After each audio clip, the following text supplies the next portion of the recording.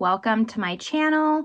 Welcome to today's video. Today's video is going to be a foundation review and wear test on the new Dior foundation. So they've finally launched a stick foundation. This is the Forever Skin Perfect multi-use stick foundation.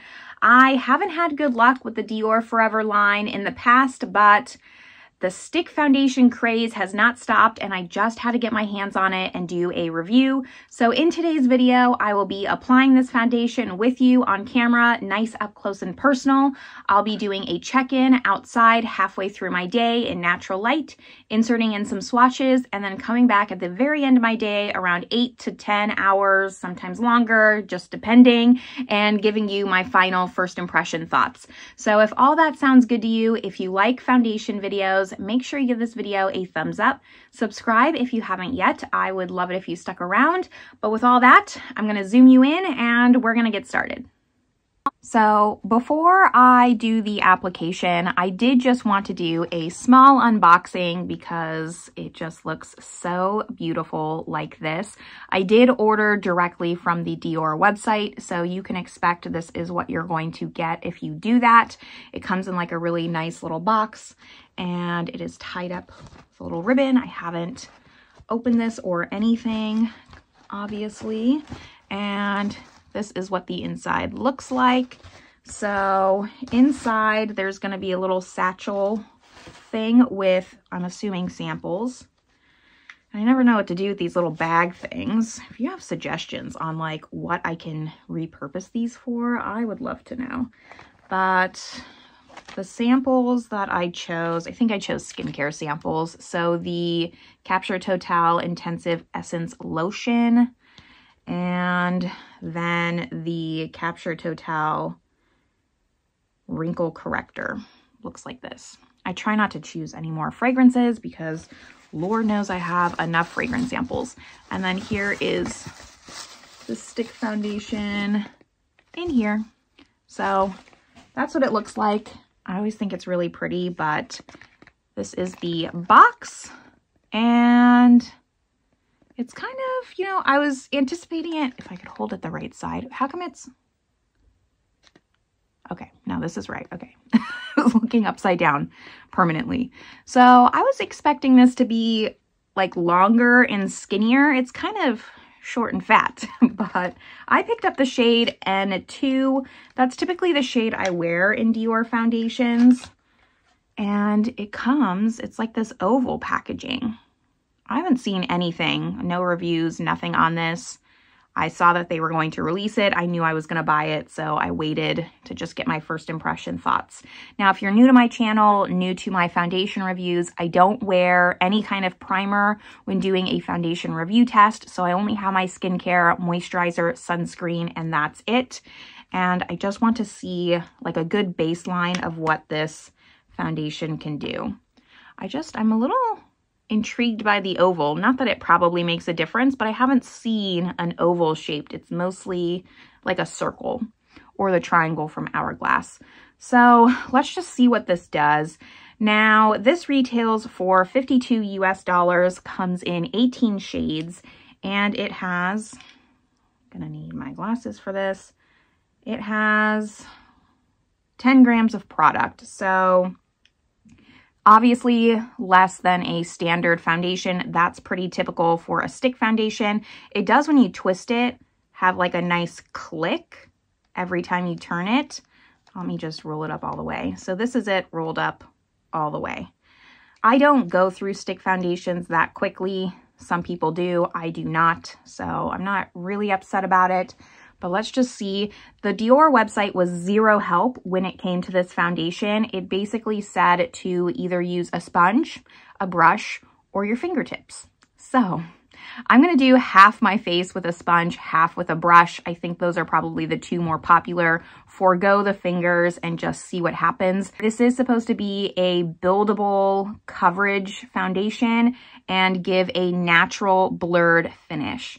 So I'm assuming by buildable, it just is going to depend on what you're using. And I think first I'm going to go in with the brush.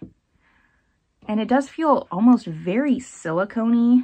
on the skin, more silicone-y than I was anticipating. I don't really have too many, I don't know, like preconceived notions about this foundation stick. I'm really going in with an open mind. I will say, like, Dior foundations are hit or miss for me. I did declutter all of my foundations from the Forever line, and I had all of them, like the original, the glowy, the natural nude.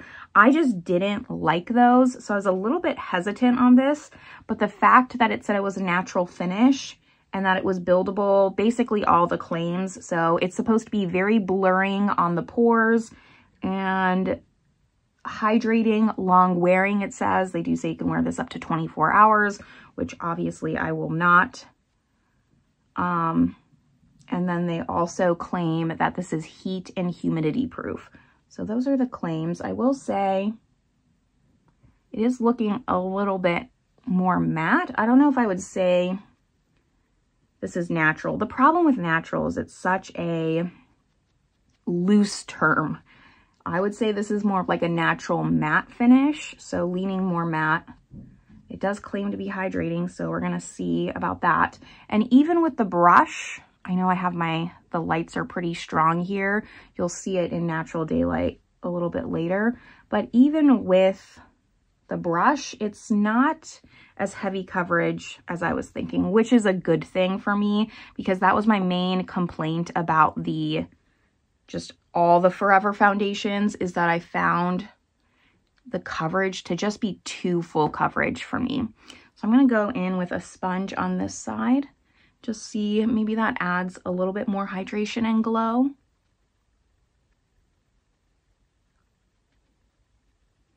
It does have a slight fragrance, but for Dior, this is actually nothing in comparison to normal luxury fragrances or makeup products with fragrance. I would say that's one of the lightest fragranced makeup products from a luxury skincare line that I've tried. Blends out very easily. They do also say this is supposed to be multi-purpose. You can use it as a foundation, a concealer, or a touch-up stick. I don't know, with the amount of coverage I'm getting on both sides, I would use this as a concealer. The lights are extra bright today. I feel like they didn't look like this yesterday, and I didn't do anything different. But hopefully you can kind of see what it's looking like. As far as my skin type, I do have normal, you know, leaning dry skin. I don't drink enough water, but I do get oily in my T-zone. So I guess that would be considered combination.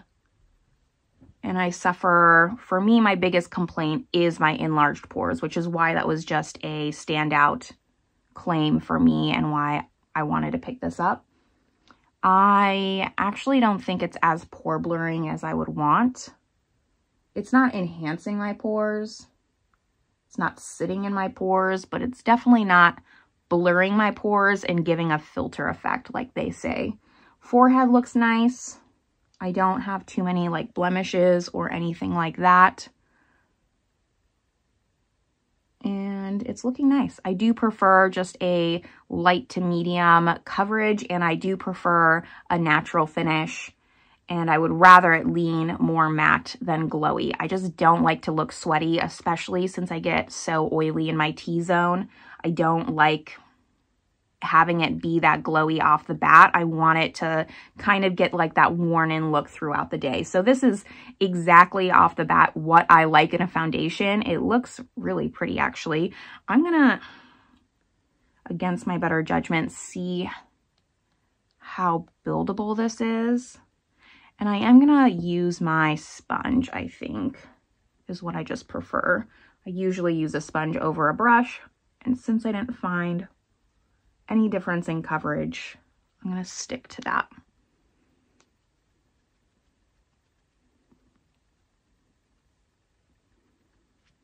Just see how much we can build it. The shade match is very good for me, but I normally wear 2N, so I was anticipating it to be pretty spot on. This is nice. It blends really easily. It's just Compared to other stick foundations that I've tried recently, it has very good glide on it. It does have like a very silicone-y, glidey feel. I'm not the best with words. And I just kind of go over my eyes. And I think it looks nice. I'm really liking this. The only hesitation I had was that it was under the Forever line. Could it be more pore blurring? Yes. But it's not doing my skin any disservice.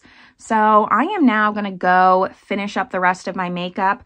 I'm not 100% sure what I want to do. I don't think that I'm going to powder, just maybe set my concealer and then maybe use powder products. That's kind of what I've been doing for my foundation reviews, only because it's the least amount of powder, but it also kind of sets.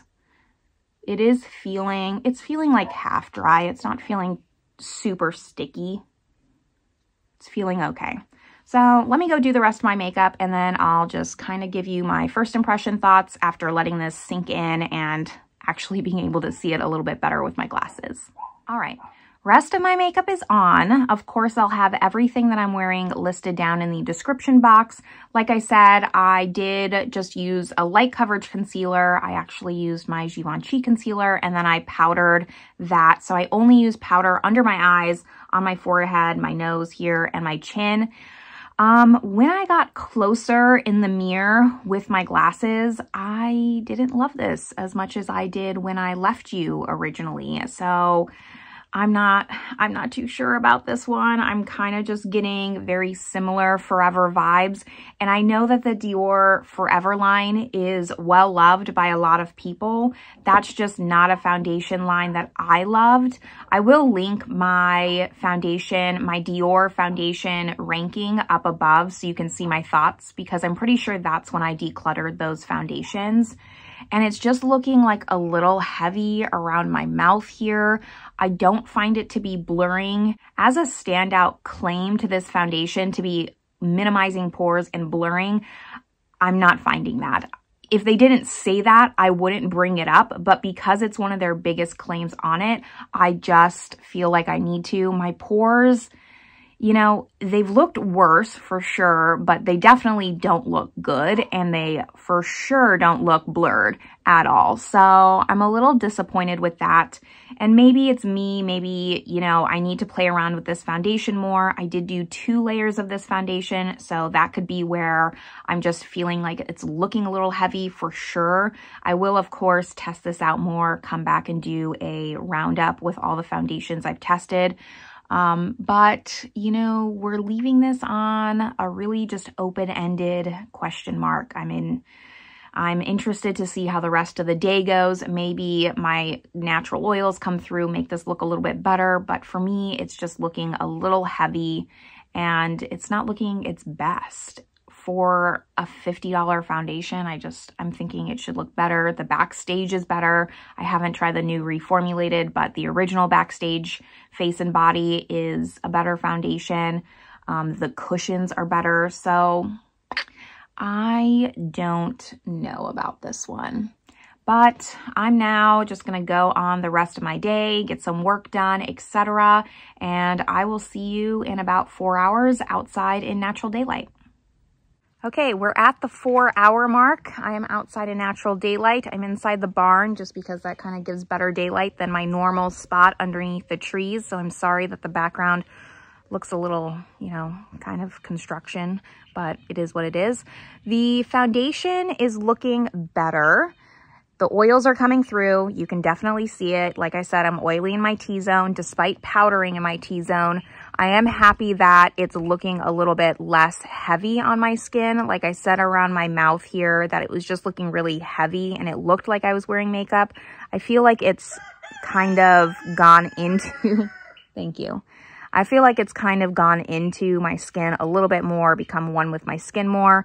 I'm going to point out my pores just again, because for being a foundation that claims to have good blurring effect on the pores, I'm not finding that.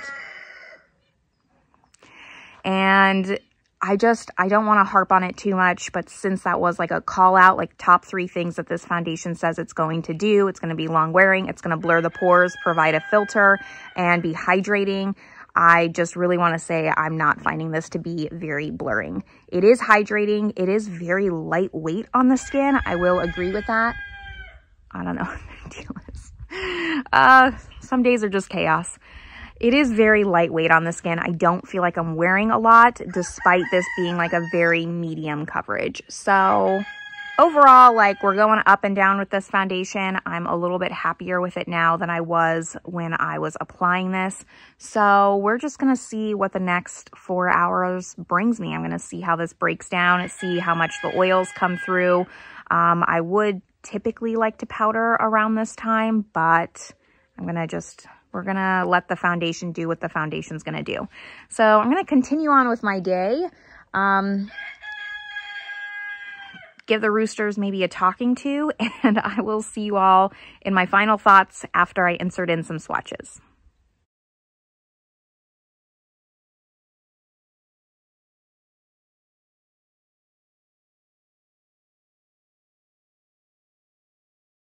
Here we are, it's the end of the night, and I am predictably very shiny.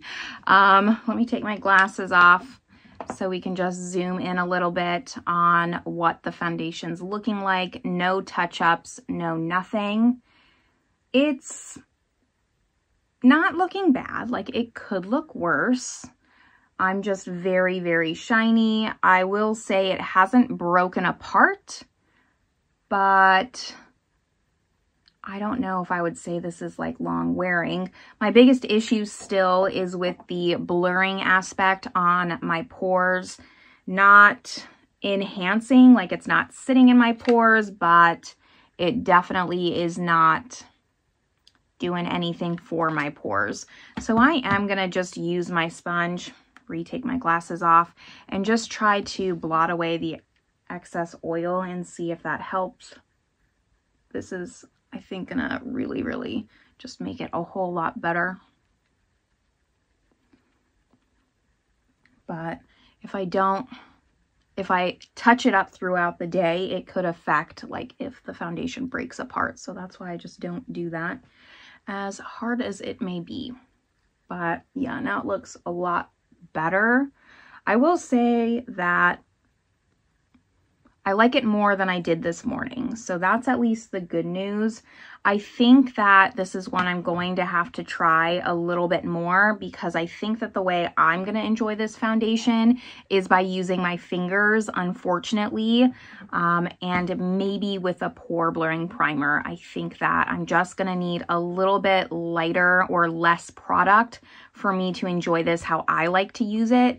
Now, if you have severely dry skin and you like a fuller coverage foundation, you might really enjoy this foundation. This might be the foundation for you. If you have oily skin, I just don't think you'll like it. I would stick with maybe just the Forever, the original, because that one's matte. This one does have more of a natural finish, but it's not doing anything to hold back oils. The last thing about the pore blurring that I just want to address is I think that because this foundation just feels very silicone-y on application, I even mentioned that when I applied this, that it just felt very slippy, almost very much like a silicone primer. I think that's why they're saying that it's pore blurring. And maybe with less product it is. Just right now I'm not seeing it. I will, like I said, with all my foundations, my first impressions, I go back, I test them out more, get my final thoughts on them, and then I'll come back and do a speed reviews with all my foundations. So this one has hope. I'm not completely hating it, but I'm just, right now I'm not in love with it, especially for $52. I will say the packaging's very luxurious for a stick foundation. It's nice and weighty. It has like the nice click, and it has like even the click when you turn it, like you can feel it just stop. So it at least feels like a luxurious product, but apart from that, I just don't know if I love a stick foundation that's luxury where I have to apply my fingers. And that's just maybe a me thing. But when it's luxury, like I want the full luxury experience of even putting it on my face. And to me, using my fingers is not a luxurious experience. I don't know if I'm the only one kind of feeling that way. I don't mind using my fingers for foundation, but I want it to be like a more mid-tier or like a drugstore foundation. I don't know. I just feel like it cheapens it a little bit with having to use my fingers, but I don't know how it's going to wear yet. I need to at least do that. As of right now, though, I will say it didn't break apart, so that's a plus. And you know, it did okay. It did okay. It's up to you if you think it's worth it. I kind of have just a lot of pros and cons for this. I don't think it's necessarily worth the money, but I will say it wasn't like a complete dud. I just think you have to have the right skin type, probably not too many problem issues. I will say, like, I could see it being mature skin friendly, like it didn't collect in any lines that I have around my mouth, on my forehead, or anything like that. So I could see it being mature skin friendly. I just can't test that myself. But after that, that's really all of my thoughts on this after wearing it for the full day. So let me know your thoughts down below. This has been out for a little bit of time, enough where I think maybe some people have purchased it and tried it out. So if you have, I would love to hear your thoughts down below. Make sure you just let us know your skin type so we can all help each other out in the comments. If you didn't like it, also would love to hear about it. Does this foundation even interest you? Is it on your wish list, or are there just other foundations that you're going to prioritize more? Let me know your thoughts down below, but this is where I'm going to leave you all. I hope you're having a great one, and I will see you in my next video. Bye, everyone.